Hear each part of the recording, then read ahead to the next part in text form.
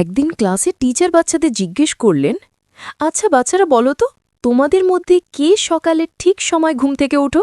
Teacher মিমকে বললেন, মিম তুমি বলো, তুমি কি রোজ সকালে ওঠো? মিম বলল, স্যার আমি তো রোজ অ্যালার্ম দেই। টিচার হেসে বললেন, অ্যালার্ম তো সবাই দেয়, কিন্তু তুমি ওঠো কখন? তারপর রুবেলকে জিজ্ঞেস করলেন, রুবেল তুমি তো অনেক দেরি করে আসো, বলো তো তুমি কেন ওঠো না? রুবেল বলল, স্যার আমি তো অ্যালার্ম বন্ধ করে আবার স্বপ্ন পূরণ করি। এইবার টিচার রোহানকে জিজ্ঞেস করলেন, রোহান তুমি বলো, তুমি নিশ্চয়ই তাড়াতাড়ি ওঠো? রোহান বলল, জি স্যার, আমি তো অ্যালার্ম বাজলেই উঠে যাই, কিন্তু বিছানা থেকে বেরোই না। এইবার টিচার রোহিতকে জিজ্ঞেস করল, রোহিত তুমি বলো, তুমি কতক্ষণে বিছানা থেকে ওঠো? রোহিত যা উত্তর দিল সেটা শুনে তুমি হেসে গড়িয়ে পড়বে, কিন্তু তার আগে ছোট্ট একটা চ্যালেঞ্জ।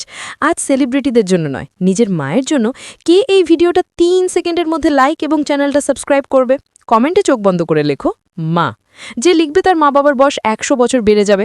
1 2 3 গো।